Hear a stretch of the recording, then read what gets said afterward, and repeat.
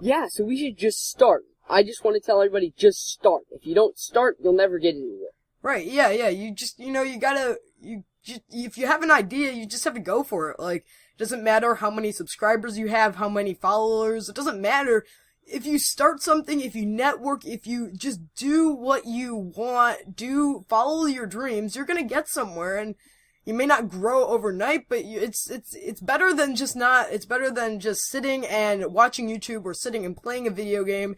If you start doing what you love, you're gonna get somewhere, and it'll be great, so.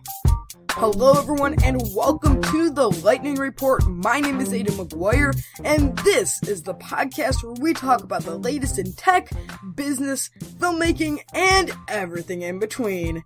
This is the inaugural episode of this podcast, and it is also the first podcast I've ever recorded in my life. So it might not be the best podcast, but it most certainly will be a podcast. So, just keep your headphones on and keep listening, because we have some fun stuff in store. Basically, the Lightning Report is going to be a monthly podcast released here on the Lightning Bolt Studios YouTube channel and on a couple other platforms. As of right now, we haven't sorted out all of the platforms, but we hope to expand to SoundCloud and iTunes and Spotify and all of that at some point or another, so yeah. But basically, in the Lightning Report, we will be talking about the latest news in, kind of pop culture and filmmaking and business, basically what the intro said. So it's pretty cool. We have a fun-filled podcast for you guys today. I had a good conversation with John, the co-founder of the Lightning Bolt Studios. Me and him talked about the new YouTube sub-feed issue that has been going on, so we had a conversation about that. And we also had a conversation about the Lightning Bolt Studios launch and some behind-the-scenes stuff from there. So overall, it was a pretty fun-filled conversation, and I'm super excited to share it with you guys. So without further ado, let's get on with today's podcast.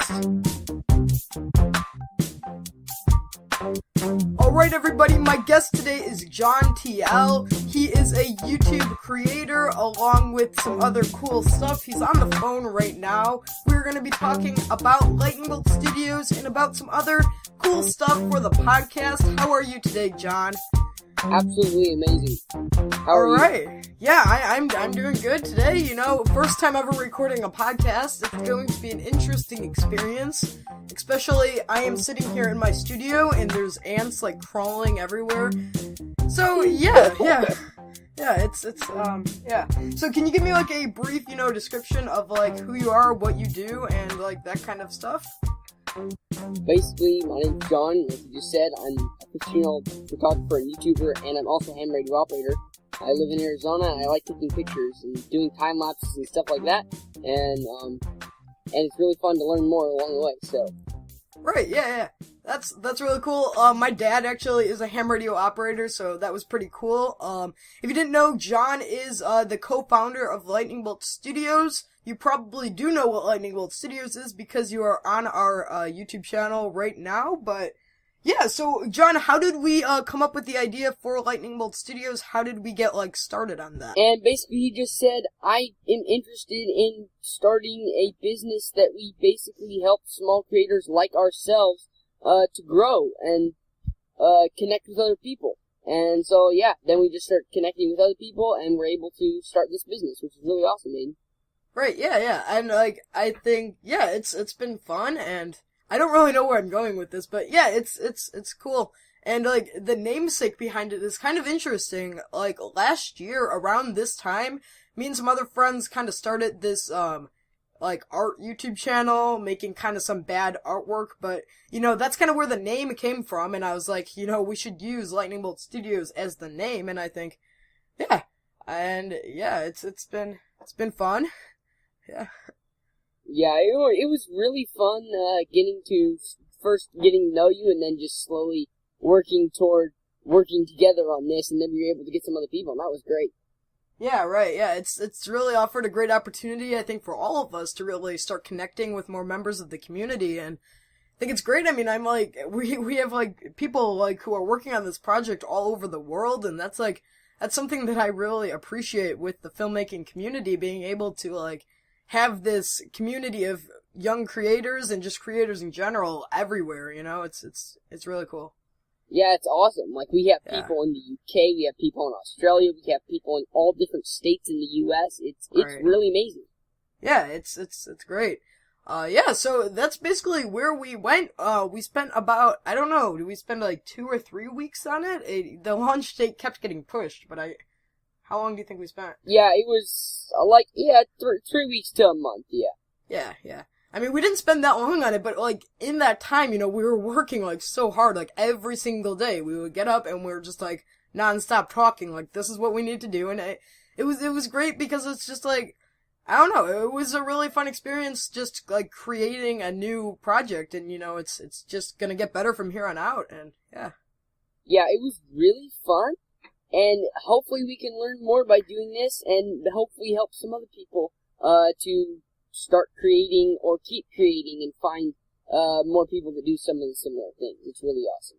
And Right, hopefully exactly. we'll be able to learn I forgot what I was saying. Forget that. Right. Yeah, you know, exactly. It's like, I think it's really good to be able to build this community. Like, I think I've kind of mentioned this before here on the channel and stuff, but like, when I started as a filmmaker, it was really hard to break into a community of people, mainly because of my size. Like, I wasn't as big of a creator, so, like, I think this, like, will really help out future people. We're really paving the way for everyone in the future, and it's a really good thing, so. Yeah, like, it was a little hard for us, but we want to make it easier for other people. Like, right now, you're already double my size, which is fine with me. But, we're gonna be able to look back on this and go, like, wow, we grew so much. We did all this stuff. Like, Exactly. we never, ever thought we would ever do this, and now, look where we are now.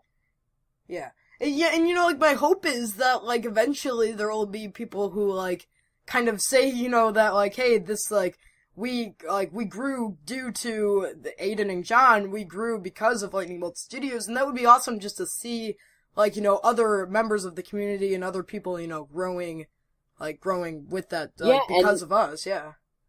Yeah, and now it's not just us, it's other people that we're being able to get into this, become part of the team, and it's just amazing.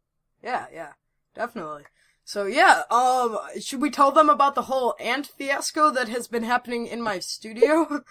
That it has to do with some part of why LBS was launched slightly later. Yeah, so basically, a few weeks ago, I don't know what happened, a bunch of ants are in my studio. Now, I want to preface this. My studio is in a pretty enclosed space. It's above our garage. There is one small window. It's in an upstairs area. I have no idea how any bug could get into this room. But still, you know, there's ants everywhere, and as I speak, I see an ant crawling on the leg of my microphone, so yeah, and I feel like right now we probably just scared off all the people who are scared of bugs, and now we're gonna lose views, but...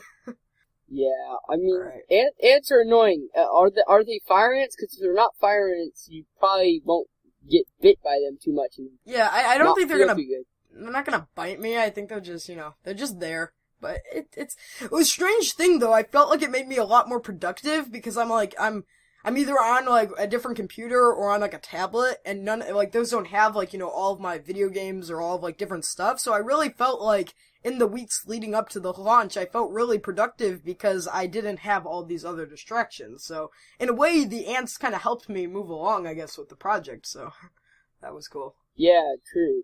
Yeah. The thing is, though, ants are actually a very good... If you watch them, just watch the ants are always busy. They're never just sitting around. They don't go hide out during the day when it's hot or this and that. I mean, I live in Arizona, that's why I'm talking about heat. Yeah. But, even in the winter when it's cold and in other places, they don't just go and hide out. They work all the time. So ants are actually a very good example, and that's a funny coincidence that they're taking over your house. Yeah, right. Yeah, every year we have, like, all of these ants everywhere. Okay, hold up. Wait a minute. I think my computer just shut off. We can keep this in the podcast if you want. Yeah, no, we're good. Yeah, it just timed out. We are good. Okay. Yeah, so, yeah. Yeah, I don't know if we've mentioned this, but this is our first time recording a podcast, so there's that. Yeah. Okay. Yeah, Right. but the another thing about the ants is they're taking over your studio, and the other day I told one of our team members, well, Mads actually, I said, Mads, if he doesn't start getting those ants to leave, I'm gonna have to call the ant police. And then she sent a laughing emoji back, and then I said, and if that doesn't work, I guess I'll just tell them to move into the street. I mean, that might be better. Right. Yeah, it's kind of annoying. I've been, the past few weeks I've been, moving all of my files, over, on USB drives, and it's and then today, it took us, I don't know, 2 or 3 hours to try to get my microphone working, and I finally just decided, you know what, I'm just gonna live with it, and just go back into the studio, so, yeah. Yeah, ants are annoying, but I think we should get off that topic for right now, because our listeners are probably going, what in the world are they doing talking about ants for 3 hours? Yeah. These guys are crazy. They probably never get anything done because they just talk about random things that have absolutely nothing to do with Lightning Bolt Studio. Yeah, so, but basically, we launched the company, it's smooth sailing from here on out. I think, do you have anything else to say, about, before we launched the company or anything? Not much. It's just that I'm glad that we were able to work together and hope to work together a lot more and be able to get this running much better in the future. Because right now it's in the beta stages, and once it's out of the beta stages, we will probably be able to do a lot more and have a lot more. Right. And hopefully we can get some better things out there for the people. Yeah, we have so much planned for the launch, the official, once we're out of beta stages, I don't know, sometimes I just have, all these ideas just kind of pouring into my head, and I'm really excited to see where this goes. It's gonna be an adventure. Yeah, sometimes I'll, go to sleep at night, and I will not sleep for, 2 hours. I'll go to bed at 10, and I will go to sleep at, 12:30, and I'm, at midnight, and I'm, thinking about all these ideas, and then I wake up in the morning, I have no idea what I was thinking about last night, because I'm dead tired, and I forget about it all, but it's funny. Right. Yeah, that's how I am. Sometimes I just have a piece of paper in front of me, and I just start writing so many ideas, and it's fun. I mean, it's great to, have these bursts of creativity, but at the same time, sometimes you can go for days without having any ideas, so it's a real I don't know, it's sporadic in terms of how much you get ideas. To change the subject slightly, have you ever had a time you need to do something, and so you just do that one thing insanely fast just because you're so busy and you want it done really fast, but every other time you can't do that quickly unless you need to get it done? Right. Yeah. I'm a chronic procrastinator. Pretty much every video and every project I work on, I'm up super late the night before, a couple hours before it's due, and yeah, I can edit a video super fast if I really try, but I would never ever be able to do it that fast or even convince myself to do it a couple days before it's due, just because I don't work like that. I like to do it last minute, I guess. I mean, some of the things that I'll do fast is, if I'm typing up a description for one of my videos, I will work on it, but then, and that's during the day, but at night, when it's late at night, I just want to get to bed, so I type insanely fast, faster than I ever type any other time of the day. It's kind of weird, but that's just what happens sometimes. It's funny. Yeah, I think it's just when you're so committed to uploading a video or doing a project, you can really, push yourself beyond the limits, I guess, So probably a lot of you know that a few days ago there was a ton of drama over on the interwebs about the YouTube subscription feed thingy mabob. We are going to be talking about that right now, so let's get into it. Twitter user Jonathan writes, why aren't the videos in my subscription feed in chronological order anymore? Then YouTube replied with a kind of iffy response. John, can you fill us in on that? Yeah, basically they just said, just to clarify, we are currently experimenting on how to show content in the subfeed. We find that some viewers are able to more easily find the videos they want to watch when they order the subfeed in a personalized order versus always showing the most recent video first.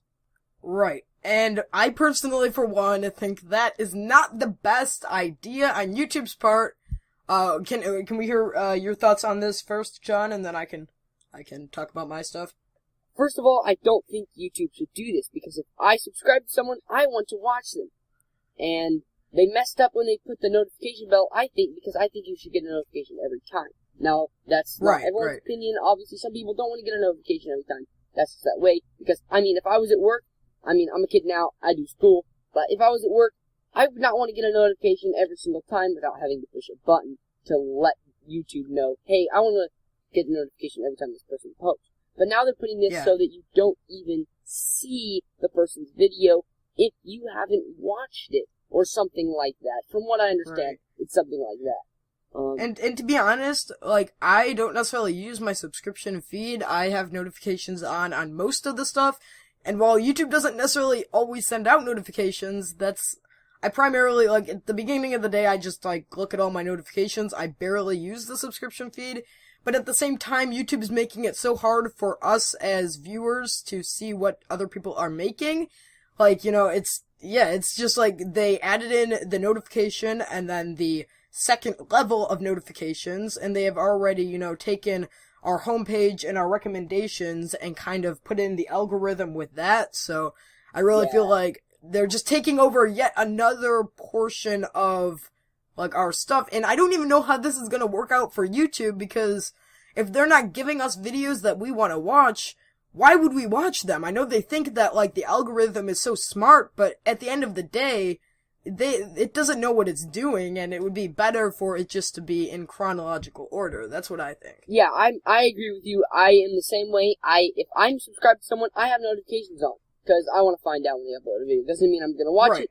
I may just see the notification and go, oh, forget that, because I'm not gonna be sitting on my phone all day, waiting, just standing over it, like, notification, be squad on that, and, like, I'm not like that. But if it's nearby, I might do squad, but I'm probably not gonna watch a video. If it's more than, like, a minute-long video, I'm probably not going to watch it, because, you know, you just interrupted your day to watch someone else's video, which is great for some people. If they have the time, they can do that. But I just don't do that. So I don't really use subscription feed, but, I mean, I don't think it's good, because it's not good for the creators or the viewers, I don't think.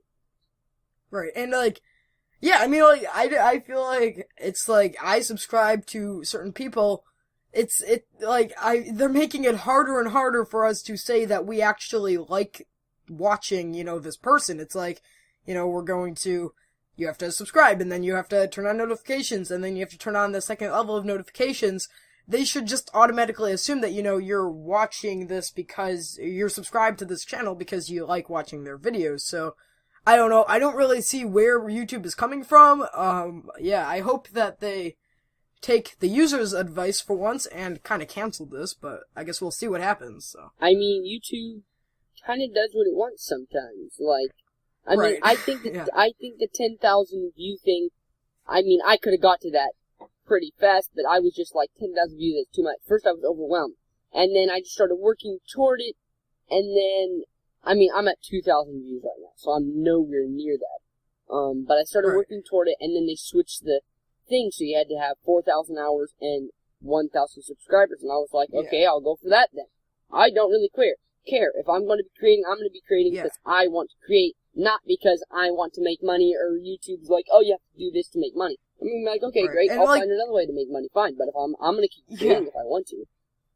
Like, everyone was making a big deal about that, like, a few months ago or whatever, and, like, well, I kinda get where people are coming from. At the same time, I really feel like that particular instance was YouTube, they were just trying to, you know, help us work harder at what we were doing. And if you really want to be making money on YouTube, you know, you can set up a Patreon, you can set up, like, whatever, a GoFundMe. Like, you know, there's no limits on how you can make money on the internet, and I really think it helps, you know, people just be encouraged to grow. Like, I remember, like, I don't know, I had some, like, I remember, like, just people I knew, like, a long time ago, like, before there were any real rules, they would, like, monetize their content, and it was, like, pretty bad, you know? Like, so I think, you know, it really helps you get better at YouTube, I think, like, by having that goal, so. Yeah, right, Yeah. that's what I'm saying. Like, if you aren't going to persevere through and get that 1,000 subs and that 4,000 hours of watch time, you don't deserve to have your content monetized on YouTube. That doesn't mean you can't monetize at all. It just means you can't do it on YouTube, and it's going to make people push harder and actually try. And the ones that try are going to get a reward for trying. Right, yeah. Yeah, definitely. I totally agree. Okay, guys, so we are now going to each give 2 tips. Aiden's going to give 1 tip, I'm going to do 1 tip, and we're going to give 2 tips for photography and filmmaking in general. Alright, so my tip number 1 is I know we talked about this at the very beginning of the podcast, is to just start. And one of the things that you can implement into this philosophy is, you know, picking up your phone and pushing record. You don't need a fancy camera or DSLR. Gear doesn't necessarily matter as much. You know, I have a cheaper camera. I don't have a ton of gear. And, you know, before I had my camera, I would use phones to record, and our phones are insane these days. We can record in 4K on our phones, and almost everyone has them sitting in your pocket. So instead of playing a game on them, pick them up, click the camera icon, and start recording, start building your brand and your company. And like we talked at the beginning of this podcast, just start. So, now over to you, John. What is your tip for, everyone out there listening to this podcast? Well, first I want to agree with that. Yeah, if you just start and you just try. Like, I was probably about 9 when I had a first camera. It was actually my dad's camera. Until I was 13, I never had my own camera. But my dad had a camera. It was a little point and shoot. It was probably, at the most, a $70 camera. And that thing was 5 megapixels, shot in less than 480p. But I still did stuff with it. And then we got a newer one. But anyway, you just start. And start with whatever you have. And, yeah. And so my tip is try to keep your ISO as low as possible. This is for anyone, even if you're using a phone or a cheap camera. If possible, try to keep your ISO as low as possible. This does not mean to be afraid of turning your ISO up if you need to, but also double your frame rate. So double the shutter speed should be double your frame rate, and never be afraid to try something new, like over under exposing. That is more for pictures than filmmaking, but just try something new and don't be scared. If it messes up, then try again, and don't be scared to try.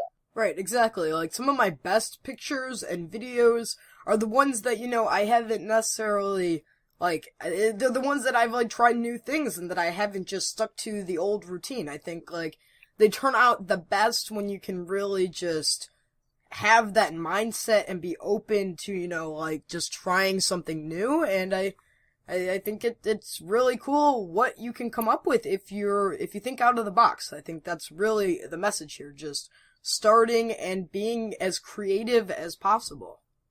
Right. So I guess that's going to be the end of this podcast, correct?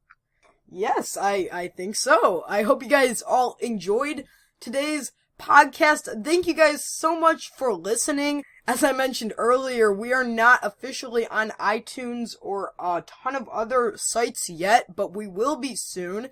This is also a monthly podcast, so we will be back here next month. Also be sure to, you know, leave a like, do whatever you do on whatever platform you are listening on to, you know, show your support. That definitely means a lot. Do you have any other final words, John? Just start and keep going, and don't be scared to try things new. See you guys. Yeah, that's great advice. This has been a long podcast. I am getting tired. So thank you guys for listening, and we will see you next Saturday for a brand new video over on the Lightning Bolt Studios YouTube channel. Be sure to go check out our Discord, Patreon, and YouTube channel, all that fun stuff. Leave a like on this podcast, and we will see you in the next one.